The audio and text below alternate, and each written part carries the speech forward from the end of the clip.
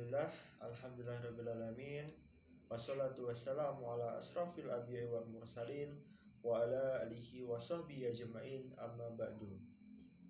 Puji syukur kehadirat Allah Subhanahu wa taala yang telah melimpahkan rahmat, hidayah, inayah pada kita semua sehingga kita dalam keadaan sehat walafiat tanpa kekurangan suatu apapun. Tak lupa salawat serta salam semoga tercurahkan pada junjungan kita Nabi Muhammad SAW, pada sahabat-sahabatnya, pada rekan-rekannya. Semoga kita dipertemukan nanti di yaumul qiyamah. Allahumma amin. Perkenalkan, nama saya Adris Wiafianto. NIM saya 2010601053.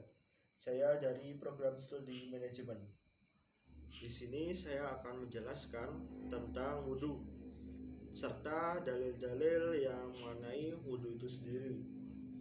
Wudhu merupakan kewajiban yang kita laksanakan sebelum melakukan sholat.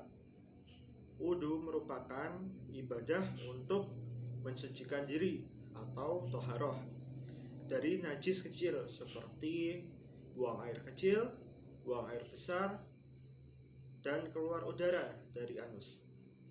Jika dikaitkan secara bahasa atau etimologi, artinya berarti bersih, bagus, dan elok. Menurut Majelis Tarjih dan Tajdid Muhammadiyah Yogyakarta, dalam buku Tuntunan Toharoh menyebutkan wudhu merupakan salah satu syarat sahnya sholat, atau orang yang akan sholat diwajibkan berwudhu lebih dulu. Tanpa wudhu, sholatnya tidak sah. Hal ini sesuai dengan Quran Surat Al-Maidah ayat 6. Hai orang-orang yang beriman, apabila kamu hendak mengerjakan sholat, basuhlah mukamu, tanganmu, sampai dengan siku. Sapulah kepalamu, dan basuh kakimu sampai dengan kedua mata kaki. Jika kamu junub, mandilah. Jika kamu sakit atau dalam perjalanan atau kembali dari tempat buang air atau menyentuh perempuan lalu kamu tidak memperoleh air, bertayamumlah dengan tanah yang baik atau bersih. Sapulah mukamu dan tanganmu dengan tanah itu. Allah tidak hendak menyulitkanmu, tetapi Dia hendak membersihkan kamu dan menyempurnakan nikmatnya bagimu supaya kamu bersyukur. Quran Surat Al-Maidah ayat 6. Wudhu berasal dari kata wadalah yang artinya bersih. Maka secara bahasa wudhu adalah istamala al-mafi adalain maqsushatin, atau menggunakan air untuk membersihkan anggota tubuh tertentu. Sedangkan secara istilah adalah bersuci dengan menggunakan air suci untuk 4 anggota badan, yaitu muka, 2 tangan, kepala, dan 2 kaki. Berdasarkan aturan yang telah ditentukan, adapun membasuh 2 telinga hanya bersifat anjuran atau sunnah. Sehubungan dengan firman Allah, idza kumtum illa sholati, banyak ulama salaf yang menafsirkan dengan sedangkan kamu berhadas, sedang ulama lainnya menafsirkan jika kamu bangun tidur dan hendaklah sholat. Kedua penafsiran itu mendekati kebenaran. Ulama lainnya mengatakan bahwa makna ayat itu lebih umum daripada kedua penafsiran itu. Ayat tadi merupakan perintah, itu wajib dilakukan bagi orang yang berhadas. Sedangkan bagi yang masih suci, perintah itu sunnah. Ada pula pendapat yang mengatakan bahwa pada pemulaan Islam, perintah berwudu untuk setiap kali sholat adalah wajib. Kemudian ketentuan itu dinas menjadi sunnah, sebagaimana disukai oleh Umar untuk selalu membaguskan wudu bagi setiap sholat. Hal ini menunjukkan bahwa berwudu untuk setiap kali sholat bagi yang tidak berhadas. adalah sunnah sebagai menurut jumhur ulama. Firman Allah Subhanahu wa taala, fa uqsilu wujuhukum. Sebagai ulama menjadikan ayat apabila kamu hendak mendirikan sholat, maka basuhlah mukamu dengan sebagai dalil wajibnya niat dalam berwudu. Firman Allah Subhanahu wa taala, wa aydiyakum illa marafiq, yaitu bersikut-siku. Diriwayatkan dari Jabir bin Abdullah, dia berkata, apabila Nabi berwudu, beliau memutar air kedua sikunya. Firman Allah, wa amsahu biru'usikum. Dalam ayat ini menunjukkan arti persentuhan.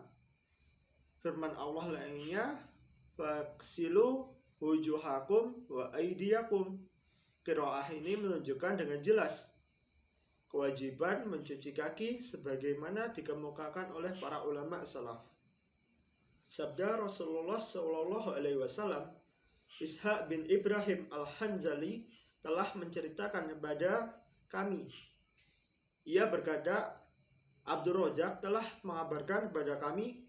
Ia berkata, Ma'mar telah mengabarkan kepada kami dari Hammam bin Munabih bahwa ia mendengarkan Abu Hurairah berkata, Rasulullah SAW bersabda, tidak diterima sholat orang yang berhadas hingga ia berwudu. Seorang laki-laki dari Hajar al-Maut bertanya, apa itu hadas wahai Abu Hurairah? Abu Hurairah menjawab, yaitu kentut yang berbunyi dan kentut yang tidak berbunyi. Hadis riwayat Bukhari. Dalam syarah Sahih Al-Bukhari menjelaskan bahwa kalimat tidak diterima dalam hadis ini maksudnya ditolak. Ada juga kalimat tidak diterima yang dimaksudnya pahalanya tidak ada.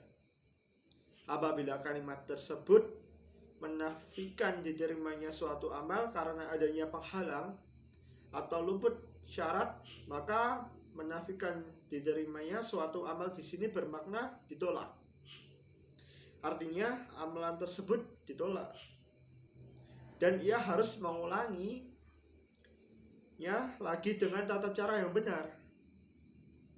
Jika penafian diterimanya suatu amal dikarenakan adanya perkara lain yang terpisah dari ibadah, maka maksudnya adalah menghapuskan pahalanya meskipun amalan tersebut sudah menggugur kewajibannya. Dalam hadis ini, penafian tersebut maksudnya adalah menafikan sahnya amalan, karena sebagaimana disebutkan bahwa penafian tersebut dikarenakan luputnya suatu syarat, yaitu bersuci.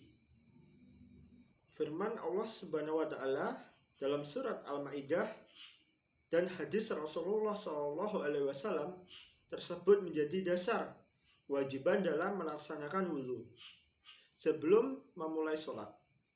Sholat merupakan pendekatan lahir batin seorang hamba pada penciptanya. Maka sudah mestinya ibadah ini didahului dengan pensucian dan melalui wudhu itu sendiri. Wudhu inilah yang akan menjadi kunci sah atau tidaknya sholat seseorang. Nah, untuk selanjutnya, apakah niat ketika berwudhu itu wajib?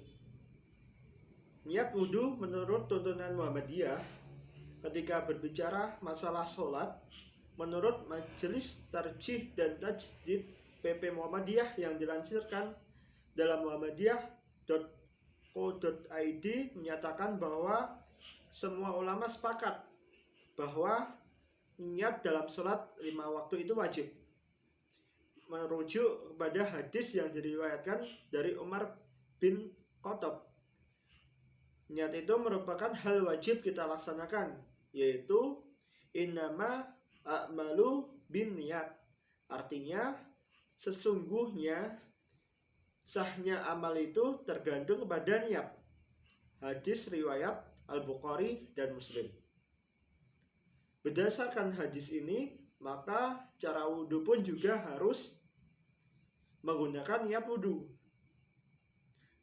Adapun tata caranya adalah dengan mengucapkan Bismillahirrahmanirrahim serta niat wudhu dalam hati untuk membersihkan hadas kecil karena Allah semata dan berharap dosa-dosa kita diampuni. Kemudian dilakukan ibadah wudhu seperti biasa. Berikut tata cara wudhunya. Untuk yang pertama yaitu terlebih dahulu membaca Bismillahirrahmanirrahim, setelah itu niat wudhu. Yang kedua, mengikhlaskan niat karena Allah Ta'ala. Yang ketiga, membasuh kedua telapak tangan sebanyak 3 kali. Yang keempat, berkumur sambil menghisap air ke dalam hidung dengan telapak tangan sebelah menyemburkan 3 kali dan menyempurnakan dalam menghisap dan berkumur selama tidak dalam keadaan berpuasa. Yang selanjutnya yaitu membasuh muka 3 kali dengan menggosok-gosokkan, mengusap kedua sudut mata dan melebihkan dalam membasuhnya, menyela-nyelakan jenggot kalau ada.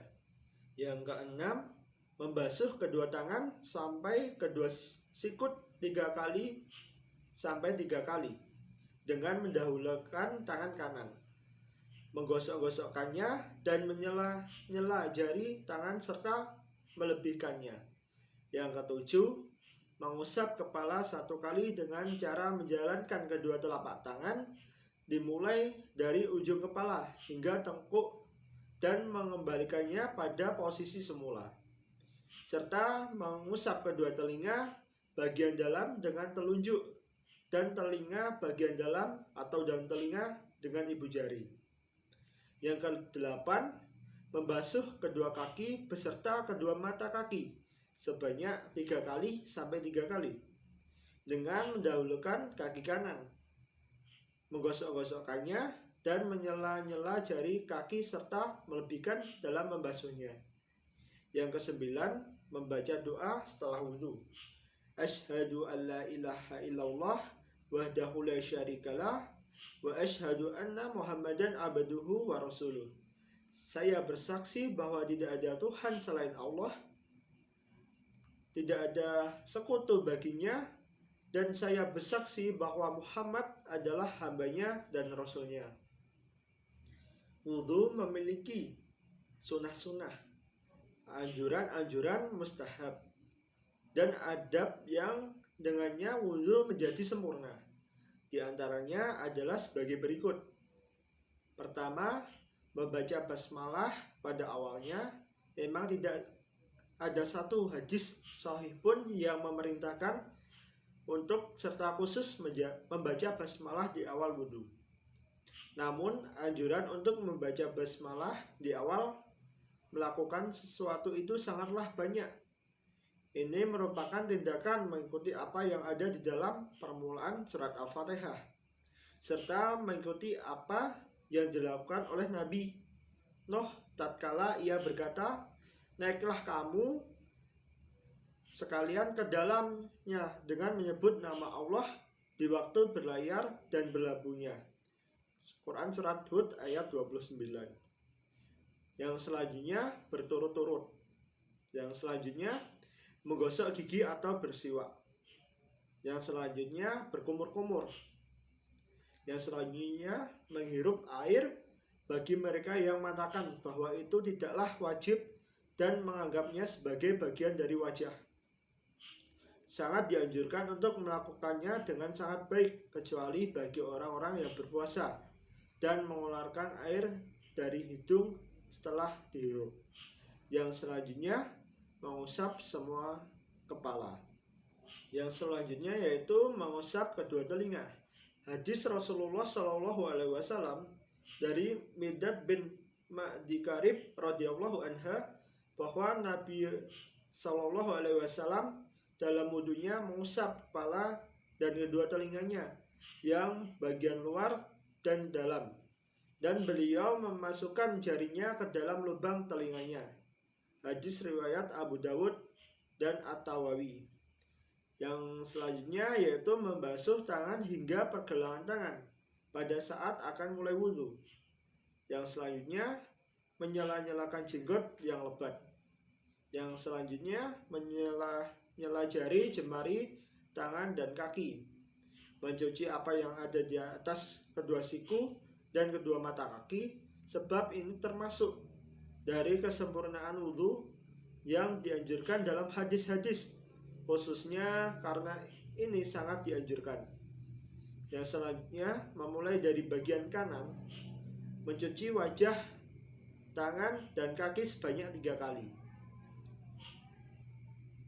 Irit dalam menggunakan air dan jangan sampai melakukan pemborosan, namun jangan sampai terlalu kikir.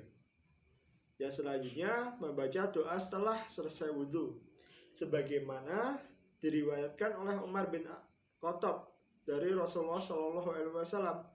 Tidaklah seseorang di antara kamu berwudhu lalu menyempurnakan wudhunya, lalu dia membaca, saya bersaksi tidak ada Tuhan selain Allah yang tunggal dan tidak ada sekutu baginya. Saya juga bersaksi bahwa Muhammad adalah hamba dan rasulnya, kecuali akan dibukakan baginya 8 pintu surga, dan dia boleh masuk dari mana saja yang dia suka. Demikianlah tata cara wudhu. Kita perbaiki dari yang kecil-kecil dulu, baru lagi memulai yang besar. Apalagi dalam kondisi pandemi saat ini, berwudhu sangat penting untuk menjaga kebersihan diri. Jangan lupa niat sebelum berwudhu agar ibadah kita lebih sempurna. Itu saja yang bisa saya sampaikan. Apabila ada kurang lebihnya, mohon dimaafkan. Billahi taufik wal hidayah. Wassalamualaikum warahmatullahi wabarakatuh.